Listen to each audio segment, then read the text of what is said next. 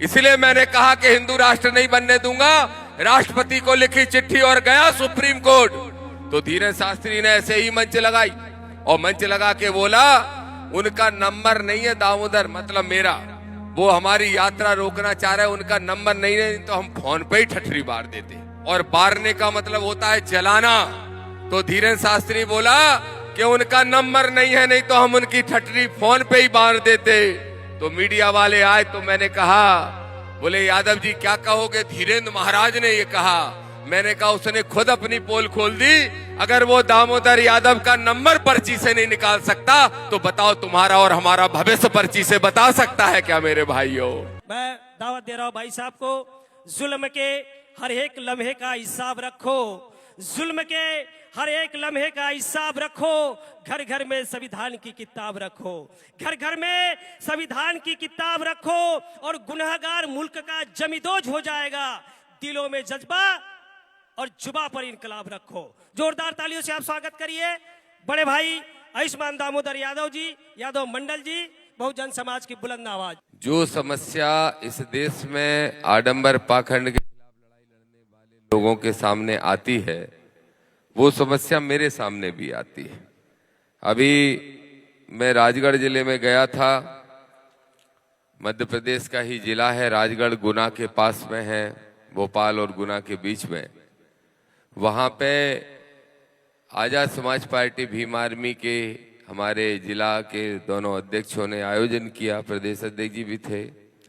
और वहां उन्होंने कहा कि भाई साहब ध्यान ये बात रखना है कि आपको बोलने में आडंबर पाखंड पे एक सीमा में बोलना है, खास तौर पे देवी देवताओं पे नहीं बोलना है। तो मैंने उनसे कहा कि फिर मुझे बुलाया क्यों? क्योंकि मैं जिस चीज के लिए जाना जाता हूं, अगर मैं वही बात नहीं करूंगा तो फिर मुझे बुलाया क्यों? क्यों बुलाया? पहली चीज। दूसरी चीज, दामोदर यादव किसी भी मंच का मोहताज कहीं नहीं है, क्योंकि मेरी मंच, मेरा सम्मान, सब कुछ बाबा साहब का संविधान है, सब कुछ। तो इसलिए मैं सिर्फ इतना कहूंगा कि जो लड़ाई हमने छेड़ी है, जो लड़ाई, मैं एक यादव जाति में जन्मा हूं और ऐसा माना जाता है कि पिछड़े वर्ग के अंदर जो यादव जाति है वो देश भर के अंदर लीडिंग पोजीशन में रहती है। और नहीं, सिर्फ इतना ही नहीं माना जाता, इतना भी माना जाता और कहा जाता है कि यादव भगवान श्री कृष्ण का वंशज होता है। और जब कोई पिछड़ा वर्ग का आदमी, एक बात ध्यान से समझ लेना मेरे भाइयों, जब कोई पिछड़े वर्ग का आदमी अंबेडकरवादी विचार से बनता है तो उसे भी उतना ही संघर्ष करना पड़ता है जितना एससी वर्ग के भाइयों को इस देश में करना पड़ा है। और वो कैसे करना पड़ता है उसको समझने की कोशिश करना। आप बालाघाट जिले के हो, मुझे नहीं पता आपके यहाँ कितना छुआछूत होती है, कितना जातिगत भेदभाव होता है, मुझे नहीं मालूम। लेकिन मैं जिस क्षेत्र से हूं, जिस अंचल से हूं, ग्वालियर, चंबल, बुंदेलखंड, उस क्षेत्र में तो आज भी जातिगत भेदभाव प्रतिदिन होता है। तो जब कोई एससी का व्यक्ति, कोई भी भाई, कोई भी बहन, कोई महार समाज का हो, चाहे सत्येंद्र विद्रोही जी बैठे हैं जाटव समाज का हो, कोई भी अगर एससी का व्यक्ति बाबा साहब की जय बोलता है तो ये साधारण बात है, वो बोलेगा ही, वो बोलेगा ही। क्योंकि अगर जानवरों की जिंदगी से निकाल के इंसान की जिंदगी तुम्हें किसी ने देने का काम किया तो बाबा साहब अंबेडकर ने किया, तो वो तो जय बोलेगा ही बोलेगा। लेकिन एक यादव गुर्जर, ये बैठे हैं गुर्जर, यादव गुर्जर या जाट जब अगर जय भीम दिल से बोलेगा तो वो असामान्य बात है, वो साधारण बात नहीं है। क्योंकि यादव गुर्जर और जाट को जिंदगी जानवर की नहीं मिली, नहीं मिली, फिर वो जय भीम क्यों बोले? क्या जरूरत है उसको? अगर वो जमींदार परिवार से है, जैसा कि कहा जाता है कि पिछड़ा वर्ग की वो जातियां जो अपने आप में मसल पावर वाली है, लाठी वाली है, उन्होंने तो खुद शोषण किया एससी के भाइयों का। तो अगर शोषण करने वाली जातियों में से अहीर गुजर आता है तो उसको क्या मजबूरी है कि वो जय भीम बोलेगा? लेकिन नहीं, अगर दामोदर यादव या रविंद्र भाटी या रामनिवास गुर्जर अगर ये जय भीम बोलते हैं तो इसलिए बोलते हैं क्योंकि इनको एहसास है, इस बात का एहसास इस बात का है कि हम झूठी ठसक के ठाकुर थे। अगर हमें मानवता के साथ कोई हक अधिकार देने का किसी ने काम किया तो वो सिर्फ और सिर्फ बाबा साहब अंबेडकर ने किया, किसी दूसरे ने नहीं किया। तो हमारी मजबूरी नहीं कि हम जय भीम बोले, लेकिन हमारी जरूरत है, हमारी इच्छा शक्ति है, हमारी भावना है कि हम जय भीम बोले। और दामोदर यादव डंके की चोट पे कहता है कि इस देश के अंदर जो अपने आप को अंबेडकरवादी बताते हैं, मैं किसी का नाम नहीं लेना चाहता, लेकिन स्पष्ट तौर पे कहना चाहता हूं, खरी खरी और सीधी सीधी बात कि क्या है अंबेडकरवाद, क्या है अंबेडकरवाद। ये नौजवान, एक बच्चा बोल रहा था, नौजवान क्या 14, 15, 16 साल का, कितने साल का बच्चा होगा, उसका पूरा भाषण सुनने के बाद, उसकी बात सुनने के बाद सबसे प्यारी उसकी जो बात लगी वो लास्ट में लगी, और वो बात यह है कि बाबा साहब को मंदिर में मत ढूंढो, बाबा साहब को किताबों और विचारों में ढूंढो मेरे भाइयों। लेकिन क्या हम ढूंढ रहे हैं? क्या कर रहे हैं हम? क्या कर रहे हैं? आपने देखा होगा कि मैंने मालाएं नहीं पहनी। अब मैं मालाएं क्यों नहीं पहन रहा हूं? आप सब सम्मान से लेके आ रहे हैं मालाएं, मैं नहीं पहन रहा हूं। और मैं इसलिए नहीं पहन रहा हूं क्योंकि मैं आज माला पहनने लायक हूं नहीं, और इसलिए नहीं हूं कि जिस ग्वालियर चंबल संभाग से मैं आता हूं, खुद को अंबेडकरवादी बताता हूं, उसके बाद भी उस ग्वालियर के अंदर हाई कोर्ट में बाबा साहब की स्टेच्यू में नहीं लगवा पा रहा, इसलिए मैं मालाएं नहीं पहन रहा। और इसीलिए मैं कहता हूं कि जब तक ग्वालियर हाई कोर्ट परिसर में बाबा साहब की स्टेच्यू लगा के उनको माला नहीं पहना दूंगा, तब तक दामोदर यादव एक भी माला नहीं पहनेगा। ये डंके की चोट पे कह रहा हूं। लेकिन मेरे भाइयों, आयोजक आदरणीय संजय जी बैठे हैं, वकील साहब, बहुत तारीफ मैंने उनकी सुनी।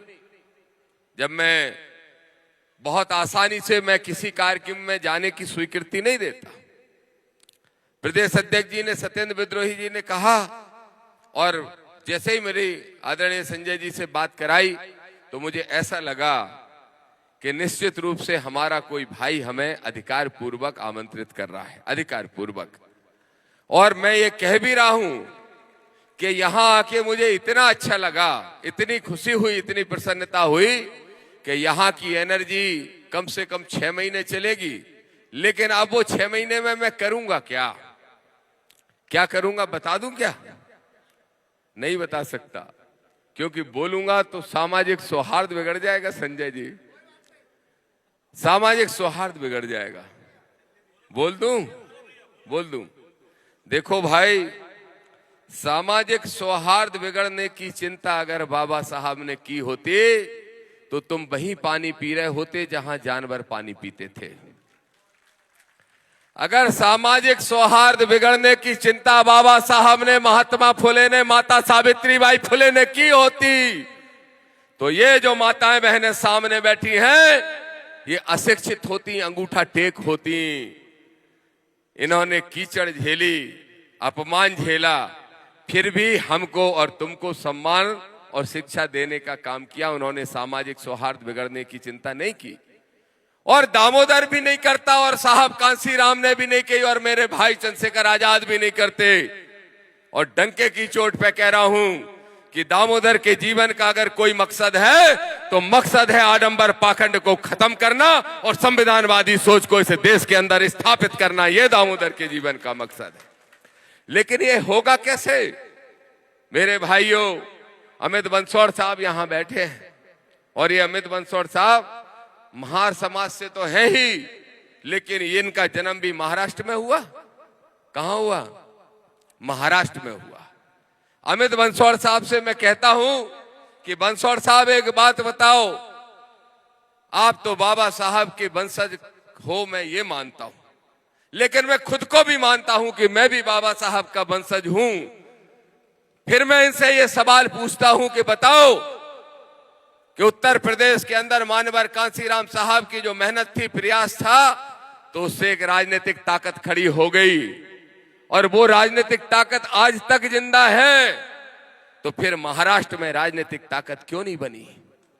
क्यों नहीं बनी महाराष्ट्र के अंदर?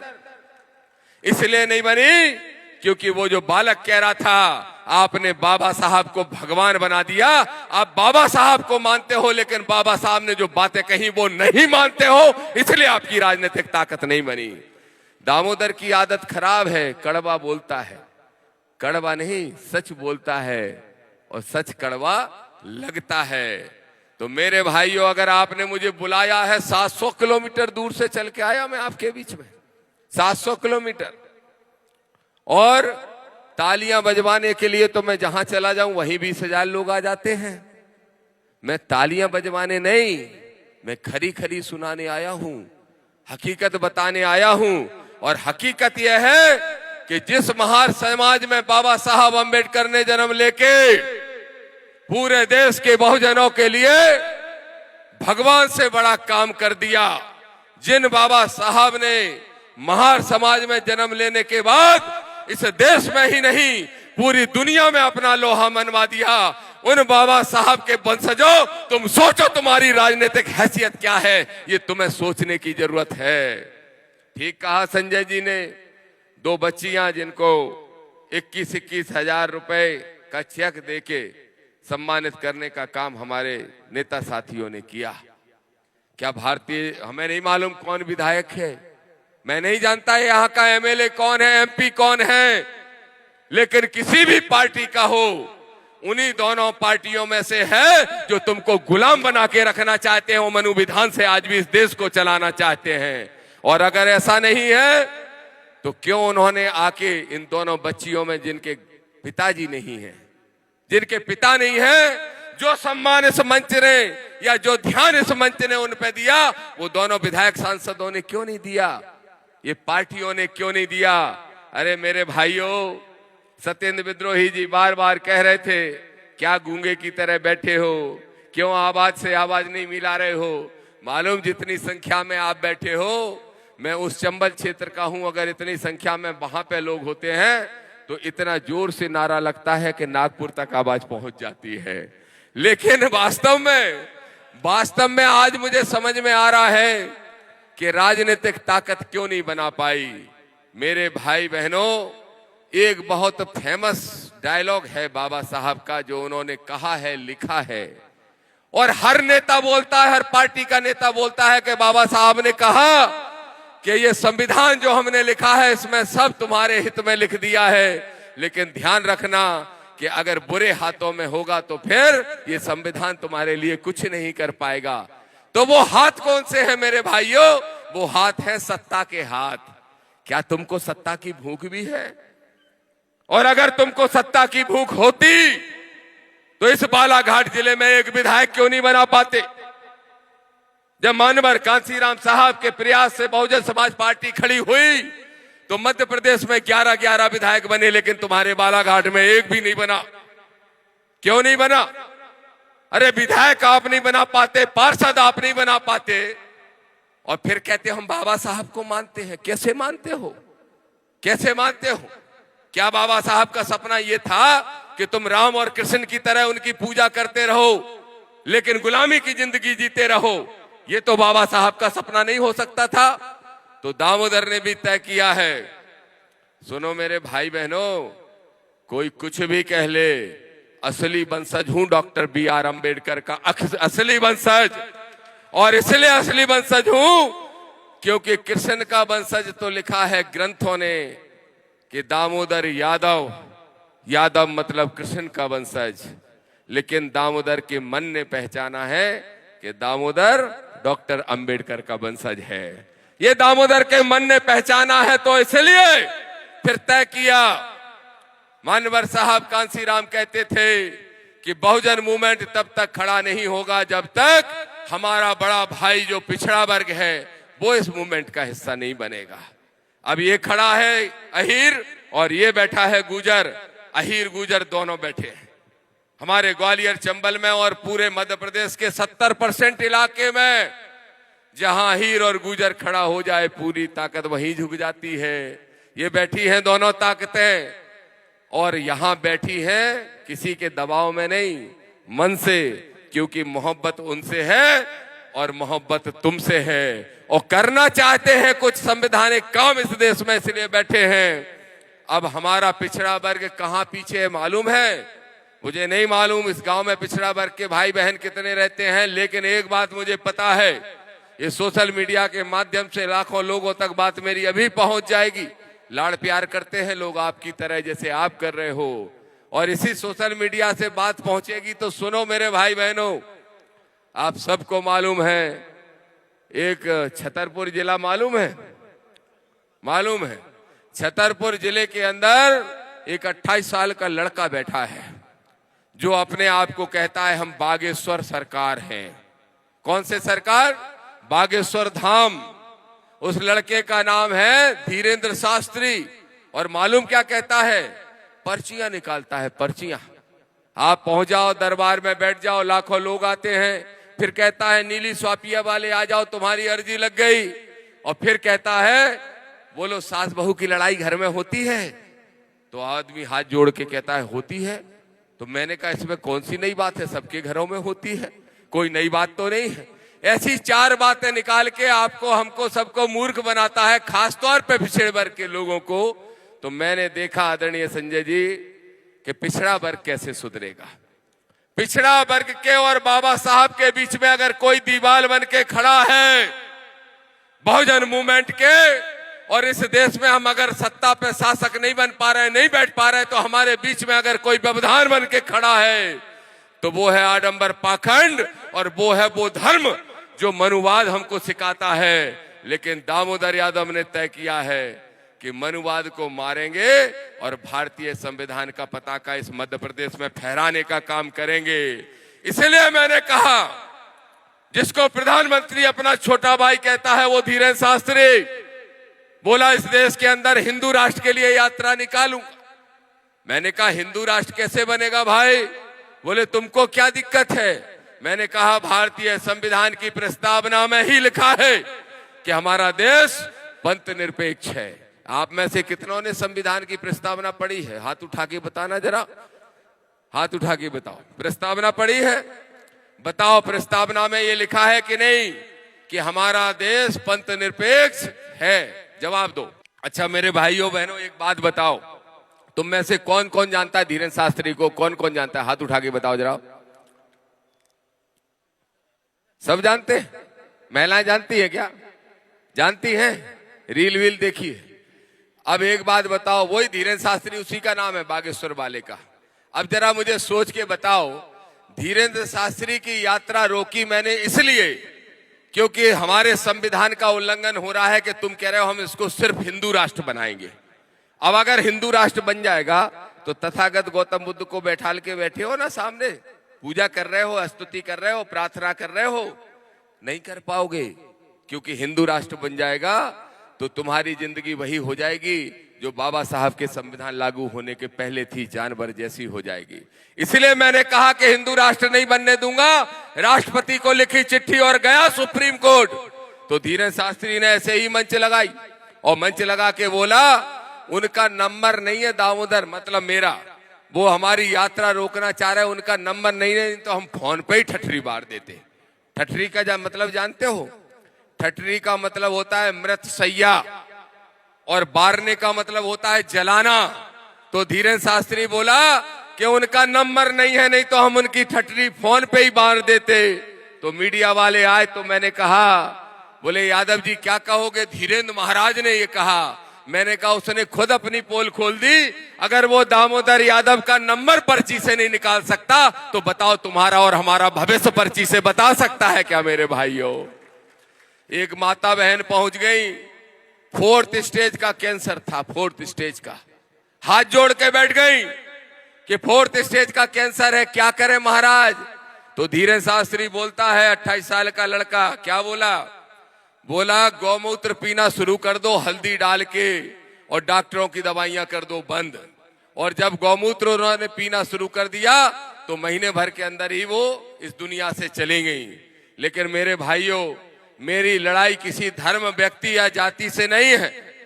मेरी लड़ाई या हमारे मिशन की लड़ाई आडंबर पाखंड से है, और जो भी गैर संवैधानिक बात करेगा उससे हम लड़ने के लिए आज तैयार खड़े हैं और कल भी पूरी ताकत से लड़ने का काम करेंगे। ये दामोदर चुनौती से कहने के लिए आया है।